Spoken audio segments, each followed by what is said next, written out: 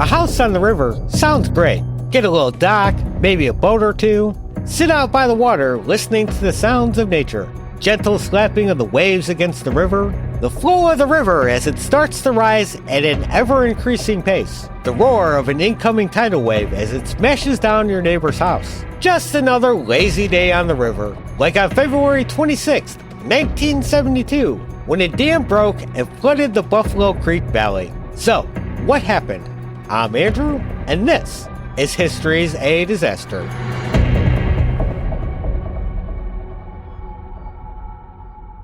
Tonight, we're diving into the raging waters of the Buffalo Creek disaster.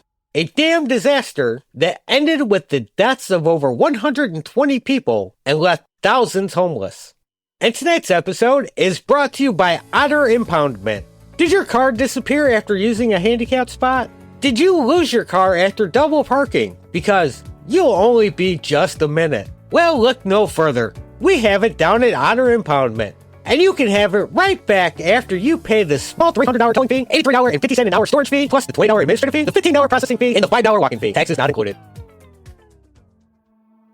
The Buffalo Creek Valley in Logan County, West Virginia is made up of a bunch of little towns strung out along the Buffalo Creek stream just 40 miles south of Charleston. These small towns started popping up in the mid-1800s to support the coal mining industry that was spreading throughout West Virginia. In 1904, a rail line was put in to link Logan County with Charleston to make moving the coal easier and help to expand the coal mining industry in the county. With the expansion, more coal was being pulled out. More coal being pulled out meant more shit was being dumped into Buffalo Creek when the coal was cleaned off prior to being shipped out. Eventually, the Buffalo Mining Company, a subsidiary of the Pittston Coal Company, would own the mining operations along Buffalo Creek, and they opened up Mine Number 5 on the banks of the Middle Fork. Starting in 1962, they built Dam Number 1 on the Middle Fork. The dam was made from coal mining waste and sludge that came off the coal during the cleaning process. The dam was meant to act as a kind of filter. Black, shitty wastewater was pumped into a pool behind the dam, and cleaner water would eventually leak through after leaving some of the impurities and waste behind in the dam. Eventually, this first dam would fill up with fine waste and would not be enough. So, they built a second dam. And of course, they couldn't be bothered with doing any sort of cleanup or prep work before building the new dam. They just built it right on top of the sludge and waste for the first dam and whatever was already on the banks of the Middle Fork. And they didn't even bother with any sort of proper building techniques. They just bulldozed the waste across the valley, shoved it where they wanted it, and left it at that. Surely it'll be fine. Beavers make dams all the time. Surely, we're smarter than them, so anything humans make is definitely better than some dumb animal. But soon enough, Dam Number 2 wasn't enough. So, they repeated the same process and built a third dam, and eventually a fourth. In 1966, a coal refuse bank, similar to the ones on Buffalo Creek in Aberfan, Wales, broke and sent tons of sludge into town and hitting a school, killing over 150 people, mostly school kids. Something I'll probably cover at some point, just not today. Anyways, this accident caused some panic in the States, which led to the inspection of multiple dams across the country, including those on Buffalo Creek. The inspection didn't go so well for Buffalo Mining Company. The dams came back deficient. Most specifically, they singled out Dam Number 3 as being fucked up with serious potential for failure. And of course, the mining company did nothing about it, something that worried the residents of Buffalo Creek. They would complain and write letter after letter to the governor about Dam Number 3, and that something needs to be done about it before people get hurt.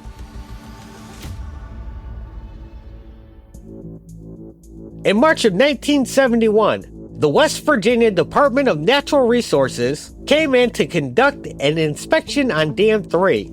Again, they deemed it deficient and noted the lack of an emergency spillway or any type of overflow system to prevent the water from getting too high. By February 23, 1972, Buffalo Mining Company still did nothing to fix any of the issues. In fact, they said that things were a little worse when they said they did have an overflow on Dam Number 3, and it was all kinds of blocked up. Following this announcement on the 23rd, a storm system moved into the valley, a storm that would dump a ton of rain into the pool behind Dam Number 3 Friday night. The water rose to within 3 feet of the top of the dam when it started to crack. And again, knowing the water was reaching a dangerous level, the mining company neglected to inform anyone of what was going on. By 8 a.m. Saturday morning, the dam failed completely, releasing millions of gallons of water. Dam 2 quickly followed as it failed, releasing more water that quickly swept away Dam 1. By the time Dam 1 failed, over 130 million gallons of raging water was sent downstream towards the blissfully unaware communities. By 8:02, 20-foot waves traveling at roughly 7 feet a second were smashing through Saunders, just 4,500 feet downstream from the dams. 18 people from the small community would not survive the flood. Within 15 minutes of the failure, Dam 3 had completely emptied into Buffalo Creek and smashed through the town of Pardee, claiming the lives of 4 more residents. Laredo would get hit next by the floodwater, losing 22 residents in the process. Glendale was hit next with the death toll rising. 58 residents died here in the flood. The floodwaters passed through Stowe next, claiming 4 more lives. Kreitz would follow soon after with 5 more dead. 8:25, Latrobe was hit, losing 7 in the process. 5 minutes later, Robinette was hit, losing 3 to the flood. Amherstdale was next as the flood claimed 7 more victims. By 9 a.m., the waters roared through Ackleville where the Buffalo Creek Elementary School was. By 11 a.m., the waters would reach the town of Man, where it would empty into the Guyandotte River, bringing the flood to end 3 hours after it started. Man would soon become the central point of recovery for the entire valley. 118 were killed in the flood, with another 7 victims who were never recovered. The floodwaters injured another 1,100. Over 4,000 people were suddenly left homeless after the flood completely destroyed 551 homes and seriously damaged another 273.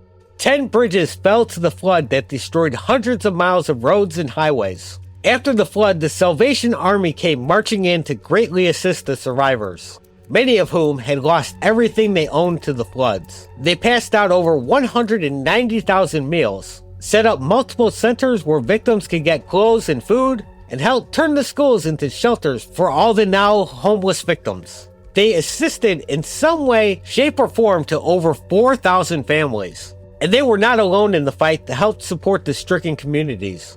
People across the country sent in offers of help in whatever form they may need, whether it be in the form of opening up their homes to victims, or in the form of financial support or clothes donations. They would in fact get so much in clothing donations, they had to ask people to please stop sending clothes.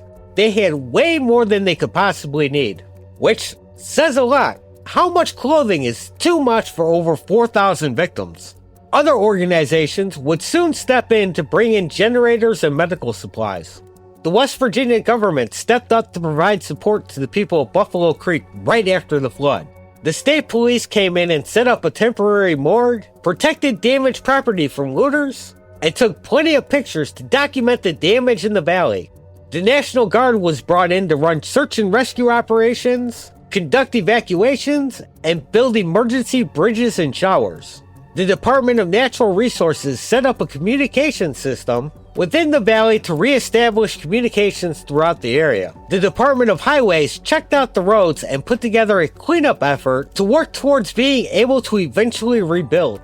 The West Virginia Health Council started a clinic to give out typhoid vaccines, deal with any and all medical emergencies, and arrange for the injured to be transported to the hospital if and when needed. The day after the flood, President Richard Nixon, during a trip to Shanghai, declared the Buffalo Creek flood a major disaster, which opened up the way for federal assistance. The U.S. Bureau of Mines would launch an investigation into the causes of the dam failure. The Federal Office of Civil Defense brought in helicopters from Fort Belvoir and Fort Meade to assist the National Guard with search and rescue operations, as well as bringing in pumps to empty out any water still remaining on Middle Fork. They were also helped out by the U.S. Army Corps of Engineers with water purification, search and rescue, and aftermath cleanup. The Office of Emergency Preparedness helped to coordinate the different relief efforts, as well as giving out information to victims on the different relief programs available. The Pittston Coal Company let them use the Buffalo Creek mining headquarters for recovery operations, because obviously they are such great people, and they wanted to do their part to help out after this outrageous act of God, as they put it, because it was, in no way their fault at all. With rescue efforts winding down and everyone being taken care of for the moment, they turned their attention to rebuilding, getting some semblance of normalcy back with housing and jobs, since the flood pretty much wiped both of those out for many of the victims. Without adequate housing, families were forced to stay in the cramped shelters at the schools. The U.S. Department of Housing and Urban Development stepped in and set up trailers for the flood victims.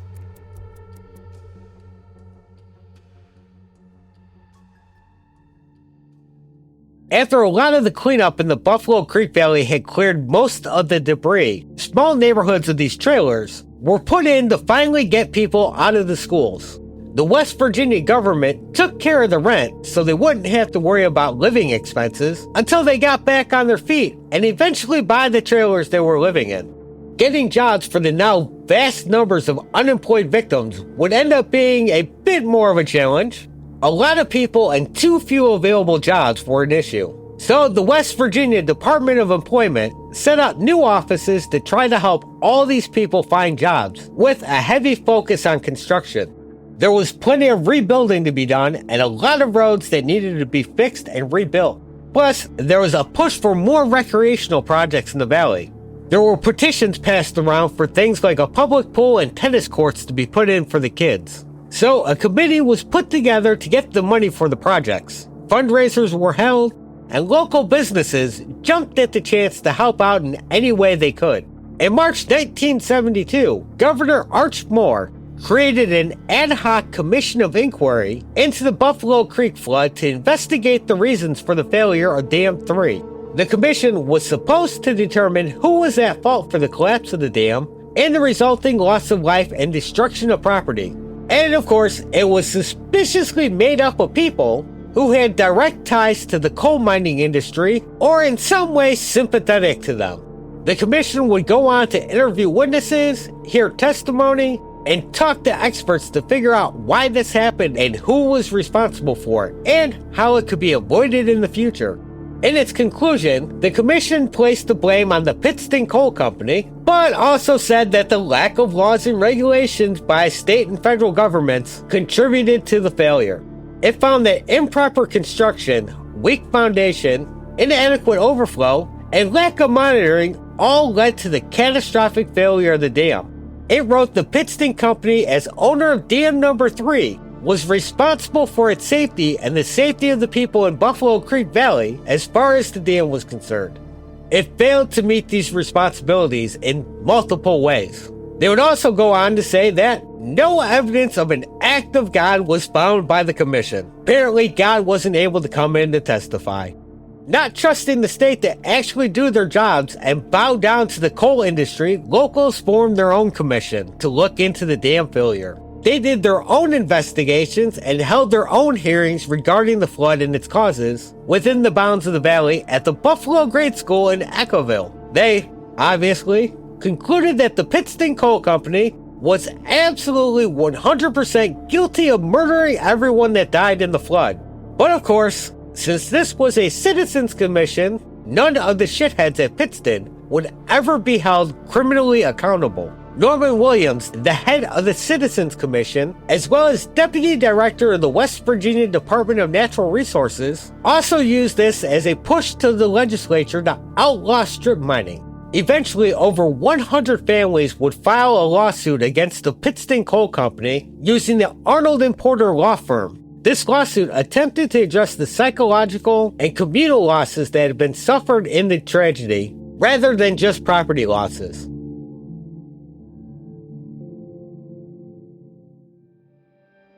Dennis Prince, a 52-year-old mine electrician, was the chief plaintiff of the case. He survived the flood but had to watch helplessly as his wife was swept away. All plaintiffs over the age of 6 provided a statement about their experiences. Each person involved in the case would end up talking to both physicians and psychologists, and the effects of survivor syndrome and PTSD were observed in everyone. Pittston Coal Company filed a motion to dismiss the cases brought forward by people who were not present in Buffalo Creek at the time of the flood. However, the law firm shot that shit down. A settlement would eventually be reached before the case went to trial. The plaintiffs received $13.5 million, and $2 million of it was set aside for victims under the age of 18. Arnold and Porter's firm put in thousands of hours of work and helped take some of the money to create a foundation to help rebuild the Buffalo Creek Valley. The money from the foundation would eventually help to build a community center, equip the first fire station, and created a new health clinic. In 1974, the state of West Virginia sued Pittston Coal Company in state and federal courts for $50 million compensation for the state's damaged and destroyed bridges, roads, and schools, as well as $50 million for punitive damages. The suit would be dragged out until 1977 when a settlement was finally reached.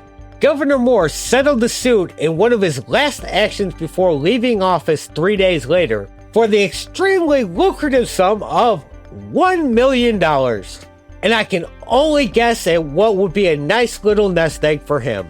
He would go on to get re-elected in 1985 and served a total of 12 years as governor.